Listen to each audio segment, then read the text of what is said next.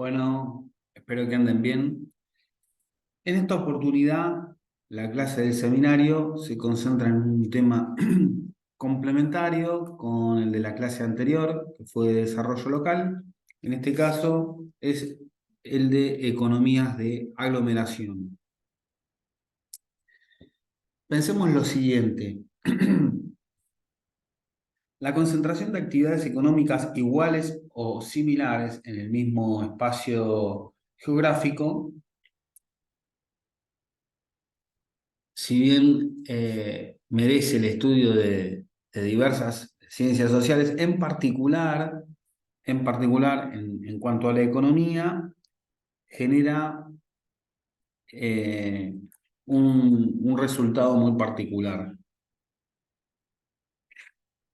Yo me acuerdo que cuando era chico me hablaban de la calle Lavalle como la calle de los cines. Hay, hay zonas donde, como la calle Corrientes, que están los teatros, o sea, no los teatros, sino muchos teatros. También en Capital es conocida la avenida Warnes, donde se concentran muchos negocios que venden repuestos de automóviles. En fin, uno lo puede ver como calle, pero también como polos, ¿no? Por ejemplo, polos industriales. Al haber, en el caso de un polo industrial en particular, de tener distintas empresas, muchas de las cuales hacen cuestiones similares, pero también otras tantas son complementarias. Por ejemplo, en lugar de tener de manera dispersa geográficamente industrias que son complementarias en cuanto a que una produce insumos para la otra, al tenerlo geográficamente todo delimitado, esto produce diferentes fenómenos. Por un lado, queda en evidencia que se ahorran costos de transporte. No solo de transporte, sino en muchos casos de almacenamiento. Pensemos que para tener cierta seguridad para la producción, uno tiene que contar con un stock de insumos y eh, no es lo mismo, no da lo mismo si las empresas o si un conjunto de empresas se encuentran geográficamente cercanas, porque la, la velocidad para proveer estos insumos es más rápida, se pueden resolver problemas ante problemas de calidad con mayor velocidad, etcétera. No solo eso, sino que, por ejemplo, en cuanto a fenómenos como el que hablábamos y que vamos a tocar también en una clase aparte, referido al tema de educación. Y si yo tengo una zona donde hay polos industriales, una de las cuestiones relevantes, una de las cuestiones relevantes tiene que ver con la educación y la preparación de una parte de la sociedad para estos fines. Bueno, uno puede tener no solo escuelas técnicas, no solo escuelas técnicas en general, sino escuelas técnicas que tengan un perfil, un sesgo más vinculado con la producción de esta economía de aglomeración. Por supuesto, esto yo lo pongo en términos industriales. Existen otros fenómenos que, revisando los apuntes, bueno, hay zonas que están vinculadas a comidas, restaurantes, hay zonas que están vinculadas a ropa, venta de ropa, hay zonas que tienen que ver con venta de telas o productos al por mayor, como puede ser once, pero me parece relevante sobre todo focalizarse en cuestiones como los polos industriales, por lo que hablábamos recién.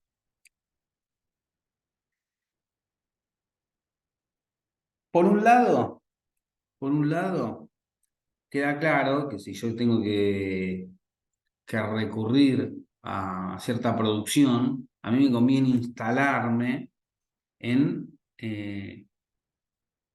una producción similar, me conviene instalarme, por ejemplo, en un polo industrial. ¿Por qué? Y no solo por estas cuestiones, sino que probablemente también una serie de negocios, no necesariamente fábricas, pero insumos de ferretería, de maquinaria, de venta, tenga sentido que estén por esa zona. Todo se facilita cuando se dan fenómenos de economía de aglomeración. Por otro lado, suele decirse que una de las características de la economía de aglomeración es la existencia de economías de escala externas a la unidad productiva. ¿Por qué? Porque efectivamente, de alguna manera también, si no todos hacen lo mismo, es decir, no son todos restaurantes, sino eh, son eslabones complementarios, uno lo puede ver como eslabones complementarios, también por lo que decía Adam Smith, esa división del trabajo que la especialización incrementa la productividad, por otro lado evita tiempos muertos, uno puede ver como que hay distintos eslabones de una misma cadena productiva.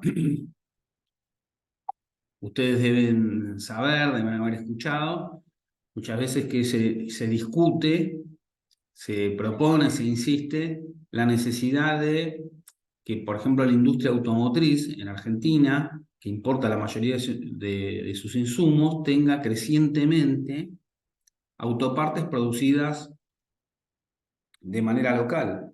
Bien, esto, si bien muchas empresas que son extranjeras quieren que los insumos vengan de sus casas matrices o de sus naciones, muchas veces esto se puede acordar y lo que uno termina viendo es la posibilidad de que en lugar de tener una empresa, ¿no?, con encadenamientos verticales, haya distintas empresas que se especialicen en distintos eslabones y produzcan un fenómeno virtuoso en cuanto a la productividad. También pueden tener una estrategia horizontal, es decir, donde, bueno, hablábamos de Córdoba y Cordobazo, en distintos lugares ocurre, hay varias automotrices, ¿no? Y la economía por aglomeración se produce al haber varias empresas automotrices que producen lo mismo, digamos, autos, distintas marcas, distintos modelos, pero al fin y al cabo se producen fenómenos de economía de aglomeración. Se habla de externalidades para las economías de aglomeración. En realidad se habla de externalidades, en particular en nuestro caso lo vamos a trabajar para economías de aglomeración, y es un concepto que tiene que ver con lo siguiente. Una externalidad positiva es que una unidad productiva genera a su entorno, ¿no?, algo, un fenómeno positivo que puede ser,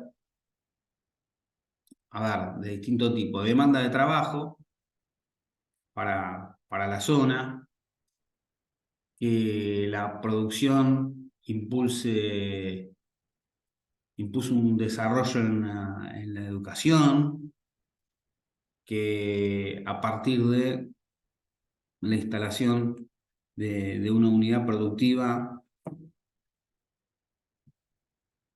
se tengan que crear negocios en su entorno de comida, de lo que ustedes quieran, pero quiere decir que no está pensada en su función de producción, en la función de producción de la unidad, que esto ocurra. Sin embargo, ocurre, es decir, hay una externalidad porque transmite hacia el exterior de la unidad productiva ese efecto y ese efecto es positivo.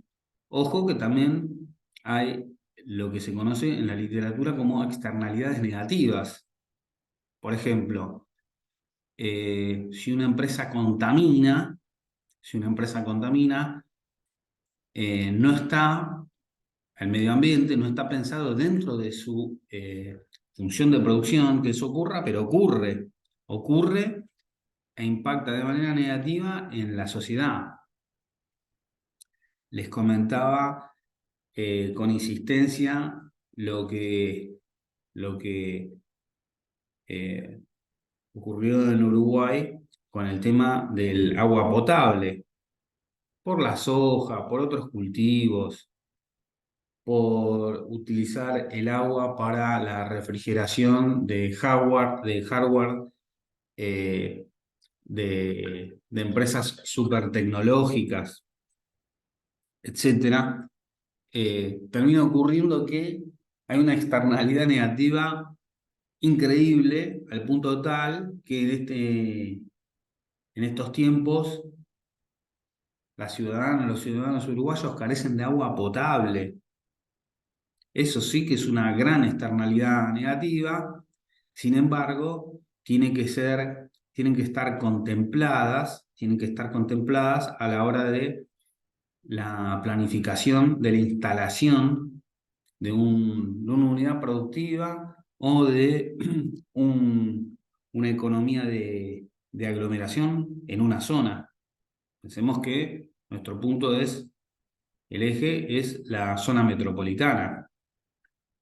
Entonces, eh, eh, esto no puede dejar de ser tenido en cuenta.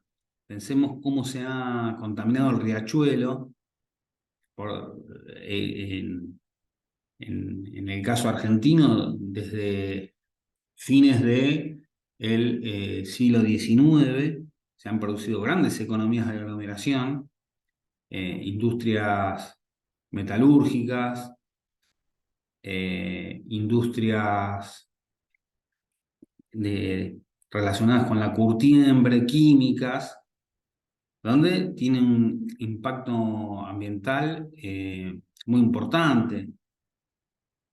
Cuando se habla de peligros del fracking y de la obtención de energías no convencionales, también ocurre esto. ¿Qué pasa? Uno puede decir, sí, ahora obtengo energía barata y sin embargo, dependiendo del impacto que tenga el proceso productivo, eso puede contaminar napas, puede producir distintos problemas que uno tiene que hacer un análisis de impacto de eso, previsiones. No todo, no toda inversión es positiva, están los fenómenos de minería, ¿no? Donde muchas provincias constituyen verdaderas economías de aglomeración y dependiendo de los procesos productivos, dependiendo de los insumos que se utilicen, pueden ser contaminantes. Por eso también en torno a esto hay mucha movilización social. Respecto a las economías de aglomeración, un punto importante es, en algunos casos pueden tener un surgimiento relativamente espontáneo, por ejemplo, en zonas donde existe un insumo puntual en torno del cual se genera la producción. Por ejemplo, petróleo, por ejemplo, gas, por ejemplo, litio, distintos cultivos, soja, maíz, trigo, limones, manzanas, uvas, la industria vitivinícola. Sin embargo, todas estas tienen prácticamente un carácter espontáneo, ¿no? Estas economías de aglomeración, porque se hacen en torno a algo que está muy vinculado geográficamente, como un insumo. Sin embargo, hay fenómenos que no tienen que ver con una característica espontánea. Uno puede decir, bueno, eh, hay aspectos del turismo que uno dice, bueno, en Bariloche hay nieve, hay agua, etcétera. Sin embargo, desarrollar esas economías de aglomeración requiere una planificación. Tampoco es que se da espontáneamente. Eh, Ustedes piensen en ejemplos como Uruguay, que me viene a la mente en este momento, en el caso puntual de Colonia. Colonia, si no entiendo mal, sobre todo desde la década de 1970, se viene trabajando mucho para que sea un polo turístico, que tenga gran atracción turística. Eso no es producto simplemente de que Colonia tiene su historia y tiene aspectos bonitos, sino hay una planificación del Estado que intenta explotar ese fenómeno como turismo. Eh,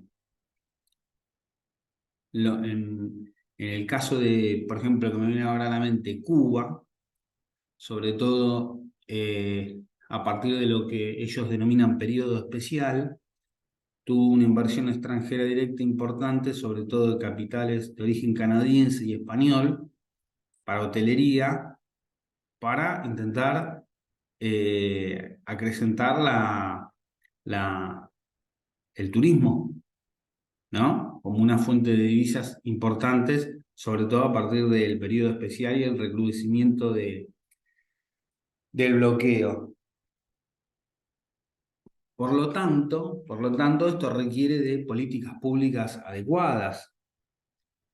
Después hay economías a veces que se dan de aglomeración, y lo vamos a ver los incentivos que hay para esto, o que se pueden generarse a este respecto, en cuanto a que hay zonas, como puede ser Tierra del Fuego, que si no se generasen economías de aglomeración, y no hubiera un desarrollo local inducido de determinada manera, sería una zona poco poblada. Muchas veces las naciones tienen políticas para poblar zonas que no serían pobladas de manera espontánea. En el caso de Tierra del Fuego, es muy conocido el tema de los incentivos, de los diferenciales de impositivos, arancelarios para la industria electrónica.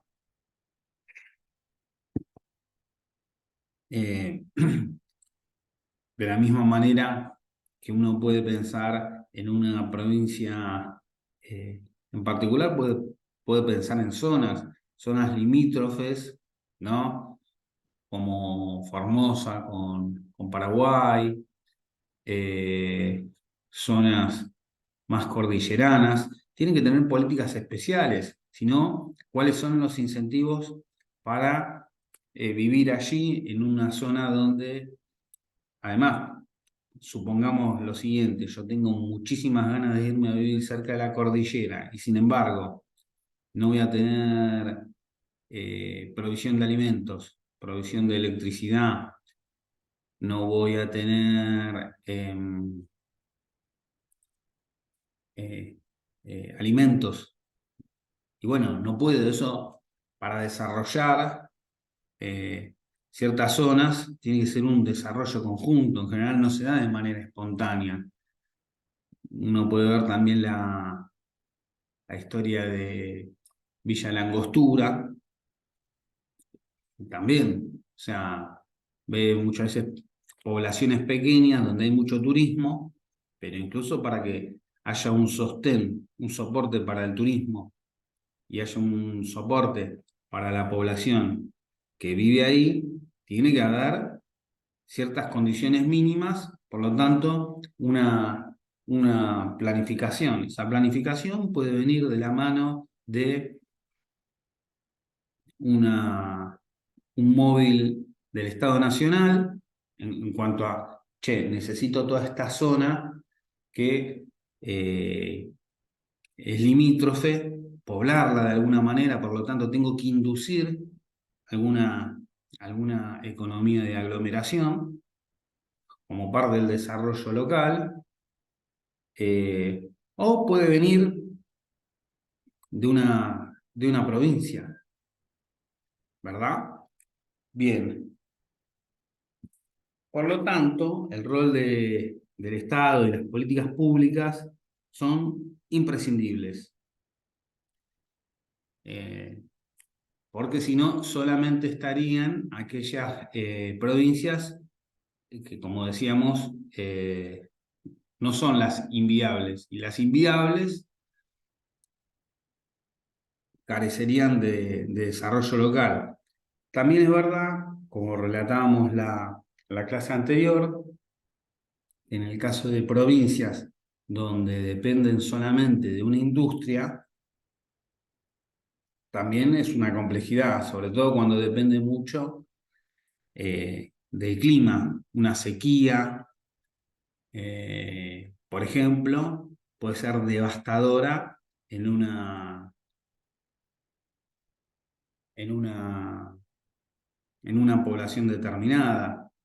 Em, lo mismo ocurre, eh, piensen, retrotrayéndonos creo que a la clase 2 donde hablamos de los patrones de acumulación, que muchas veces, como en el caso argentino, las primeras industrias tienen que ver con derivaciones de, de cultivos, de, es decir, acá la industria, la industrialización sustitutiva de importaciones se deriva también del modelo agroexportador, donde se empiezan a procesar industrialmente algunos productos que solamente eran materias primas. De hecho, eso se discute, por ejemplo, en el caso del litio en Argentina, solamente va a ser extractivismo, minería, o eso va a permitir también acá un desarrollo industrial mínimo, aunque sea de producción de baterías, de ciertos procesamientos, ¿no? Lo mismo ocurre en torno a acá, la soja. ¿Solamente se exporta poroto o se hace el aceite acá? Por ejemplo, algo mínimo que estamos hablando, ¿no? De, de procesamiento. En fin, este fenómeno de economías de aglomeración, como verán, es muy relevante a la hora de pensar desarrollos locales, zonas metropolitanas. En las clases, en las próximas clases lo vamos a ir complementando con otros fenómenos. Y para esta clase la lectura obligatoria es Fuentes de las economías de aglomeración, una revisión bibliográfica de Manrique, y esperamos hacer algunos de estos intercambios, que seguramente vamos a tener varios ejemplos e interrogantes en el foro. Allí nos vemos.